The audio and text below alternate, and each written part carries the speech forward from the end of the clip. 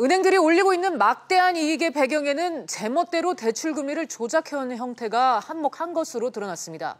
금융감독원은 앞으로 대출금리 산정 과정을 공개하도록 하는 등 금리 인하를 압박할 예정이지만 대출자들의 분노가 쉽게 가라앉지는 않을 것 같습니다. 취재기자에게 자세한 얘기 들어보겠습니다. 경제부 김현우 기자 나와 있습니다. 김 기자, 이번에 적발된 은행금리 조작 실태 대체 어느 정도였습니까? 네, 금감원은 상반기 동안 국민, 신한, 우리, 하나 등 9개 시중은행의 대출금리 산정 체계를 검사한 결과를 어제 발표했는데요. 검사 결과 은행들이 가산금리를 조작해 부당하게 높은 이자를 부과하는 방식으로 이익을 챙겨온 것이 드러났습니다.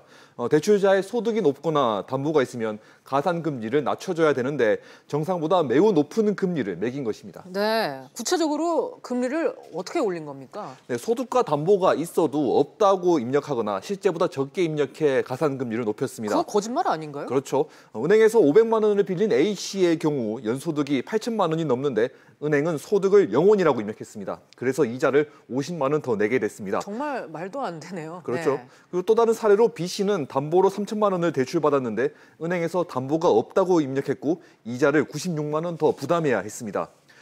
또 이외에도 계산도 하지 않고 최고 금리를 일괄 적용한 은행도 있었습니다. 은행들이 영업 비밀이라는 이유로 가산금리 산정 방식을 공개하지 않았기 때문에 이런 조작이 가능했습니다. 네, 맨날 은행들 얘기하면은 툭하면은 뭐 영업 비밀이다 이런 얘기 하는데 정말 이번에 보여준 행태는 정말 기가 막힐 정도입니다. 이 작년에 은행들이 벌어들인 이자이익이 무려 이제 37조 원에 달한다고 하는데 금융당국 여기 어떻게 대응할 계획이죠? 네, 먼저 금감원은 이번 검사에서 적발된 부당 이자는 대출자에게 돌려주도록 은행에 지시했습니다. 또 금리 산정 세부 내용을 공개하도록 했는데요. 예를 들어 우대 금리를 명시해 대출자들이 자기 소득, 담보에 맞춰 금리가 낮아졌는지를 알 수 있도록 하겠다는 것입니다.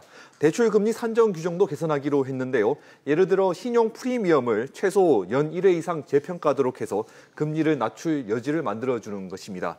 또 은행이 금리를 멋대로 부과하지 못하도록 감산금리 변동 현황을 주기적으로 감시할 계획입니다. 네, 뭐 주로 뭐 감시하고 뭐 그런 것 같은데 공개하도록 하고요. 설마 이게 대책 전부는 아니겠죠?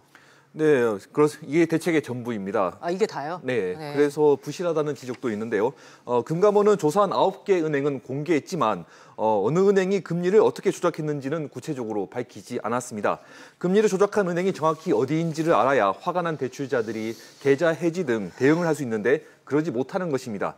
금감원이 여전히 은행의 잘못을 감싸주고 있는 거 아니냐는 비판이 나오는 이유입니다. 네, 알겠습니다. 김 기자, 앞으로도 이와 관련한 속보 전해주시기 바랍니다. 잘 들었습니다.